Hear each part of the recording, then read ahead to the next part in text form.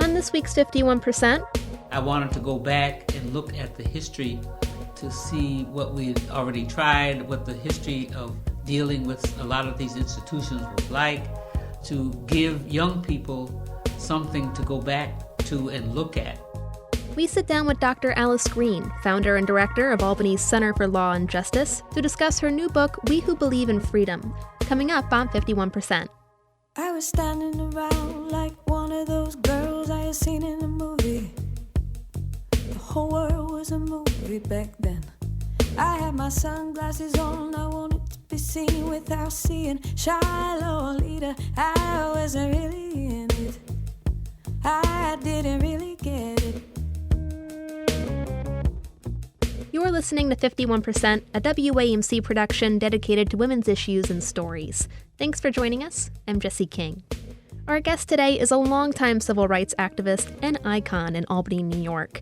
Dr. Alice Green is the founder and executive director of the Center for Law and Justice, a nonprofit organization that has called for criminal justice reform, including an end to mass incarceration and systemic oppression since 1985.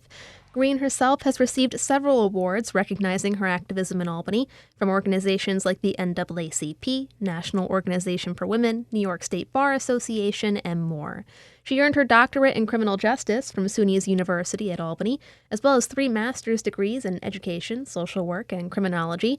And late last year, she sought out a local black press to publish her latest project, a part-memoir, part-history of the city titled We Who Believe in Freedom, Activism and the Struggle for Social Justice. In it, Green examines her childhood in New York's North Country, her activism in Albany, and the history of the city's black communities, from the early days of enslavement to the civil rights movement and to the Black Lives Matter movement that continues in the city today. Like cities across the U.S., Albany erupted in protest throughout the spring and summer of 2020 following the death of George Floyd at the hands of Minneapolis police. And like cities across the state that year, Albany also looked inward following an executive order by then-Governor Andrew Cuomo requiring municipalities to study how they might reimagine policing. I recently got the chance to sit down with Green and ask about all of these things and more, at least as much as we could touch on in a half-hour show. And we now bring you that full interview today. I'm from the Adirondacks. Actually, I was born in South Carolina, but my family moved when I was very young to the Adirondacks. It's an iron ore mining town. The mining industry needed more people to work in this very, very, very dangerous mining business because the immigration population had been cut due to the First World War.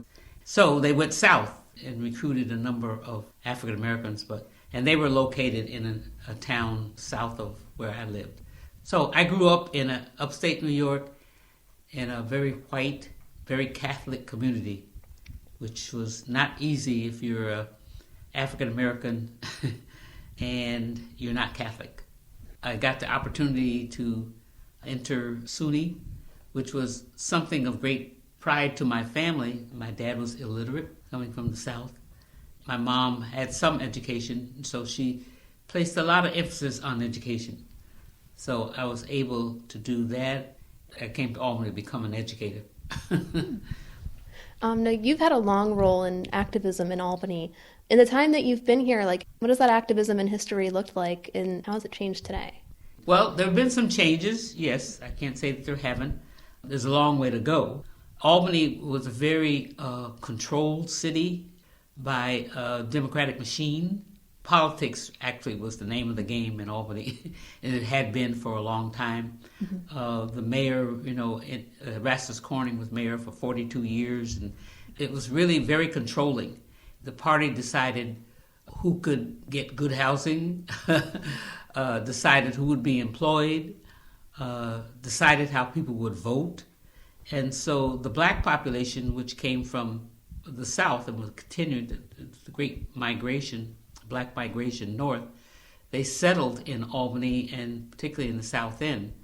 And they, the ones that had to live in the worst housing, did not have the services that were needed. Like there was no garbage pickup. A lot of people don't believe that we were in that situation. There were not recreational type resources. Very segregated. Albany is a very segregated city. It still is to some extent. to a great extent. I have to admit that. And when we look at our education system, who's in public schools, where housing is, and affordable housing, all of that, it's still very much segregated. But I think one of the biggest things that's happened is that the population, the African American population, due to the war on poverty and the community organizing that took place, have become much more involved in trying to have some control over their lives. So we now see black legislators. There was a recognition that the police department was totally given the responsibility of controlling the population. And so we saw a lot of police brutality.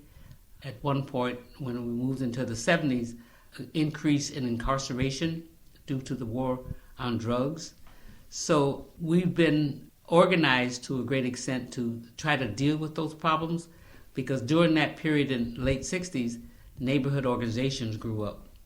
And they, had more to say about what their community was going to look like.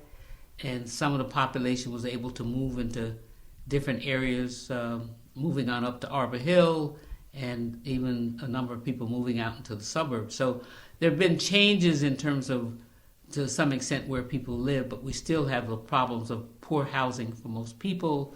Poverty is still a big force in our community. The criminal justice system is still, unfortunately, affecting in a very negative kind of way the population. Much more police surveillance of the community. Arrests are much higher among people of color. Those problems still exist, but the community, I think, has risen to a point of trying to be involved in making the kinds of changes. And I believe in people power. We've always worked and organized a community to try to deal with a lot of these issues. I know, I've been doing a lot of interviews for this show, and a lot of things that people have been mentioning in the past, like year or so, is that we're in the midst of like a new racial reckoning, and that this is like a new social justice movement and stuff. And how new really is it? One, but also, do you see the momentum continuing? Are we making improvements? Yeah, we were very excited last year after experiencing the death of George Floyd that things were going to change. During that year, we certainly saw more people getting involved in demonstrating and protesting regarding that issue of social justice.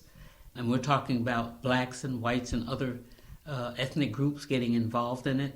So it was quite exciting and very hopeful. Unfortunately, that didn't last.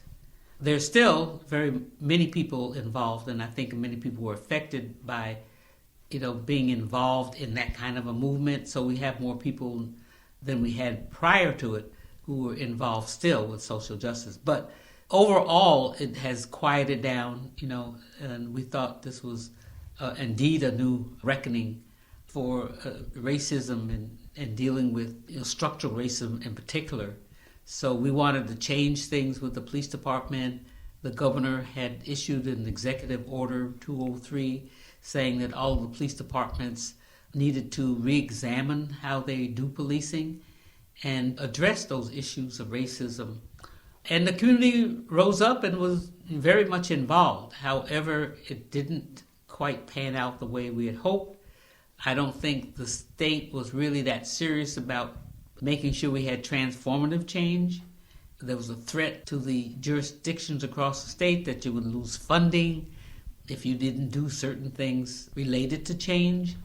And the community, I think, was sold a really bad bill of goods here, because I don't think any intent to look at the kinds of changes that were being proposed. There was no threat of losing money. I don't think anybody lost any money. And so we didn't really get the change that we had hoped for.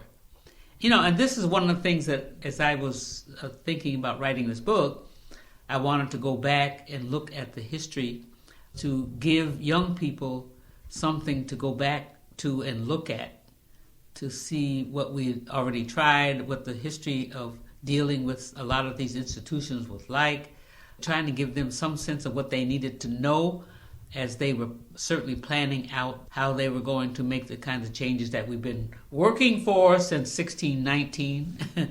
And the Black Lives Matter movement was a major part of that. You mentioned the governor's, mandate for having reimagining policing across different communities. Yeah. There's just something that I've read online of sentiments that we always think of the first step as like, well, let's study this, and then it doesn't go beyond studying what's happening in a community. And it just seems like, well, then every time we revisit it, like, well, let's study it. Like, it's just, there's constant studies and a little less action. Would you agree with that? Is that something that you've noticed? When politicians are short on answers, the best thing to do is to say, we'll study it, or I'll form a committee. Our position has always been, hey, we know what the problems are. I mean, I know why we have poverty. I know why we have disproportionate incarceration of Black people. It's been a part of this country since the very beginning. I don't need to study that anymore. I mean, it's important to have a history of what was done, but I think people now are speaking more about the impact of poverty on their lives, of speaking more about the impact of incarceration on their lives. We've given, politicians and other people in power enough information to know that structural racism is a major problem in this country, and that it affects the way not only people behave, but how they treat other people. People who are most directly impacted by all of those horrible conditions, they can tell you very well what the problem is. But from what I see is we have not listened to that. It's not become a priority. To make the kinds of changes that need to be made is going to affect other people in power. I mean, if you want to get rid, I don't think everybody wants to get rid of poverty. I mean, we might say it's the thing that we need to do, but there are a lot of people who are very satisfied with the status quo. They're a part of the system. They're making money. They got the good houses, the good education systems, and all of that. Why do they want to change that? But that's where the problems are. Mm-hmm. So we can't keep going around saying, oh, we got to find out what the problem is, and then have these Band-Aid solutions, which really infuriates me. Issues like poverty, not only poverty, but violence. And, all we got to do is put more police on the street, and then it'll solve that particular problem. Or we got to have a gun buyback program, and that will deal with the problem of violence and guns on the street. More white people have guns than Black people. You have to understand why all these problems linger in poor communities. It's not an issue of people being Black, It's more of an issue of people being in poverty. Racism creates poverty, but Blacks are not any more, criminal or violent than any other people. But I think poor people live under different conditions that sort of define what they can and cannot do. What do you see as maybe like the biggest tool towards real change? Well, that of course is the difficult part. You've got to the things that we would propose, you're not going to get very much support on. We believe that public safety is not promoted by putting people in prisons. It's already been shown that prisons are ineffective in dealing with criminal behavior. I'm not any safer by putting people in prison. It's a tall order. As I said, we've been working to change this system since 1619, but we have to guarantee people a minimum income. People need resources to survive and to thrive in this country. So there has to make that commitment to making sure that everyone is able to benefit from this society. So there's an economic problem here. Structural racism is here, it's been here, and even though some people are starting to understand it and recognize it, we have not made it a top priority to deal with that within our institutions. We're still willing to work and operate on stereotypes of people and to treat them according to those stereotypes, and to define the problem in ways that don't make a whole lot of sense. As I said, When violence comes up, the first thing that people ask me is that, how can we deal with this violence in the black community? And I said, wait a minute, that's not a black issue. It might be a poverty issue, and it might be a racism issue, but it has nothing to do with the color of my skin. I'm not inherently criminal. None of the people that I know of are inherently criminal. So we've got to really, as a society, make a commitment that this is going to be our top priority. If we're really concerned about public safety, if we're really concerned about poverty and all of those issues, they should be uppermost on our list of things to address. What do you see as the role of allies in this push, in this fight for social justice? Very, very important. As I said, I believe in people power. That was one of the things that helped make the changes that I mentioned earlier in this particular community. Way before the George Floyd thing, we noticed that a number of people who were not familiar with the South End and Arbor Hill, where most of the the population of color lived, they didn't know anything about the South End. They started becoming much more involved in it, and I think we were able to make the few changes that we've made because of the influence from different organizations that were uptown and white, and they came down and they helped establish some housing, affordable housing for people in the community.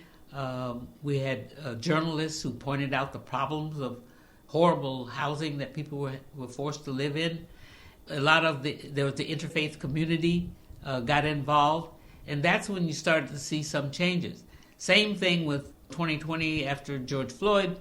You find allies who were willing to get involved in the struggle, and as I mentioned, a number of them still are, and that's good. With people power, you need people, and you need good allies to work with you to do that. That's one of the things that I mentioned in writing the book, that how important it is to have those allies, because we can't do it by ourselves, even though I think the changes that need to be made regarding African Americans and the impact of the system on them is that there has to be leadership from the most affected and impacted communities. In that regard, what does a good ally look like? A good ally is not afraid to speak truth to power. You can't be silent and be a good ally. If you see injustice, you have to say that you see injustice and you really want to do something about it. So we have a lot of people who say, I appreciate what you do, that's wonderful, keep on doing it, but they're not willing to make any sacrifices. They're not willing to speak up to those in power. But those who are willing to do that are the good allies. They are saying that, hey, this is my community, this is my country. I know that certain things are not right. We see now displays of vigilantism. We see open expressions of white supremacy. We're seeing all those things now, voter suppression and all of that. If you believe in a democracy and you believe in equality, how you can be silent about something like that is beyond me. And it's not just about the freedom of black people or brown people.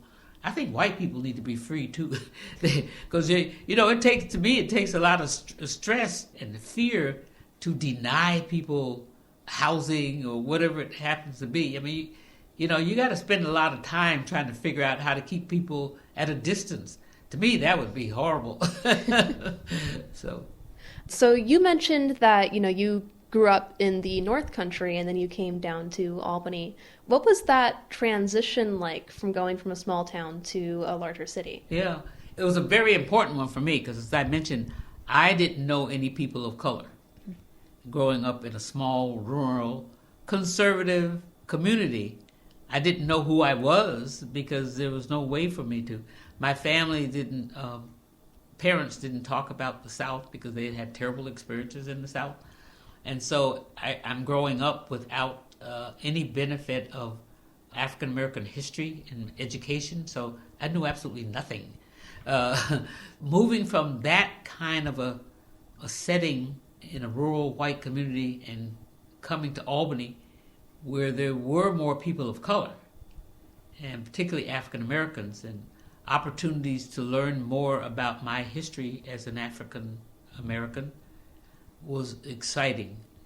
I started learning how to read things that I'd never run across, James Baldwin and a whole bunch of other writers. It was so refreshing and helped me grow and understand not only who I was, but what my mission in life needed to be. So it was great coming into a community where there were other people of color. Through your career of activism, how has it been advancing to where you are now as a woman, having to go through these things? Yeah, that's interesting because, I can identify with other women, but I think it's important to know that African American women have a totally different experience. We don't look at this big picture of women. We know that white women are able to advance in ways that we can't. I also am very sensitive to being a woman and wanting to do things that we're prevented from doing in the society simply because I am a woman. But I'm prevented even further because I'm a black woman. I try to identify with women, and a lot of my allies are white women. But when I look back and see how this society treats white women differently, and they have, they've been put on a pedestal and black women weren't. Some of the things that white women won't do, black women were very happy to do. Like when the movement was started, white women were insulted to be offered a secretarial position, for instance. Black women have always wanted to be, in those positions that white women did not want to. And so there was some, during the feminist movement, we had some discussions about these issues, and that I think, we worked out. So I identify with being a woman, and I know all of the ways that women are oppressed in this country. It's a twofold thing. You're oppressed because you're a woman, and you're oppressed because you are black. We have to deal with all of those issues, which maybe white women don't have to. And just lastly, your book focuses on your experiences and the situation in Albany, but are there certain aspects to Albany that you feel are maybe unique to other areas? Or do you think Albany is a pretty good example for what's happening across the U.S.? Well, I think both. As I mentioned earlier, Albany has always been politically controlled by one party. That means that a lot of things don't happen. You don't get fresh ideas. You don't get politicians who can really compete with each other. And I think we're missing getting all of the good people involved in that whole political process that we would if we were a more open community. I would love to see, a campaign where you had three good candidates and they were interested in everybody's issues, rather than having it being a foregone conclusion that certain people in certain parties are going to win. We don't benefit from that. That's the difference. But I think Albany's experiencing some of the same problems that we experience across the country: lack of good health care for people, and particularly people of color, and even women. They've had to struggle for the best health care, because everything's been geared towards white men in this country. And so they're experiencing that. They're experiencing violence. I think everybody's sort of experiencing that. Of course, the pandemic doesn't discriminate, and so that's there. But I think across the country, we want to see people who have been oppressed much more involved in the activities of their communities and having much more of a voice and are being heard by those with power. So we identify with all of that. Incarceration is a major issue across the country, and I think we've got to change our whole approach to dealing with those kinds of problems. But those are national problems, and those are ones that we're dealing with on a local level. But most change comes on a local level. Well, thank you so much for taking the time to speak with me. That was all the questions that I had for you off the top of my head, but is there anything that I'm missing that you'd like our listeners to know? What do you hope that people most take away from your book? I hope that people will understand how important it is to understand the history. We sort of separate Black history from American history. And one of the reasons why I wrote the book, I wanted people to see the history that we've experienced and how it's connected to the general history of this country, and that we need to work together to make the kinds of changes that are necessary. So I'm hoping that young people will be involved in all of this. I think it's, we've done the work over the years, and now we see a new population emerging that has to take on this horrible task, but I want them to be as equipped to do that as possible. So my focus is in the book, is on young people. How do we educate young people? How do we get them to understand the real nature of the problem so that they can carry it forward? Because, from 1619 has been a long time, and I think we've got to bring about that change, that we want to get rid of the fear that so many people have. And I'm hoping that when they read the book, they will also spark some examination. I only sort of, just touch the surface, but I'm hoping that other people will take it up and say, yes, we have to understand how to deal with this problem that we didn't do back then. So I'm excited and hopeful that young people will get that message that they have to carry forward with this struggle for social justice, and they can do it. Dr. Alice Green is the author of We Who Believe in Freedom, Activism and the Struggle for Social Justice, out now on King Jesus Press. She's also the founder and director of the Center for Law and Justice in Albany, New York. You can learn more about the center and its work at its website, cflj.org.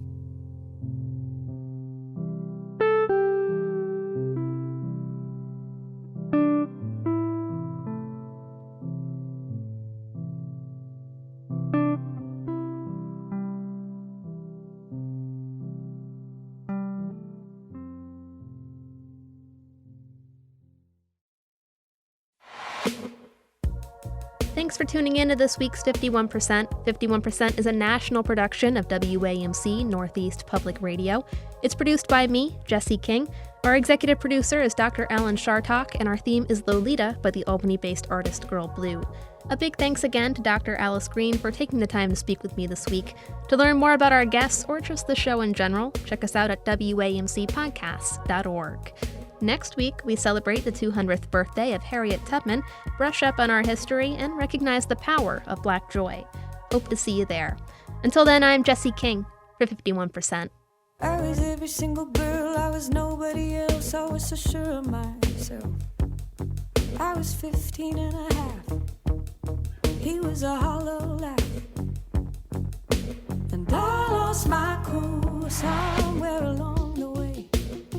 At night down the hallway, I had to learn how to look away. I lost my cool, no electricity, hot rain on the concrete, sweet melting little girl dreams. They said,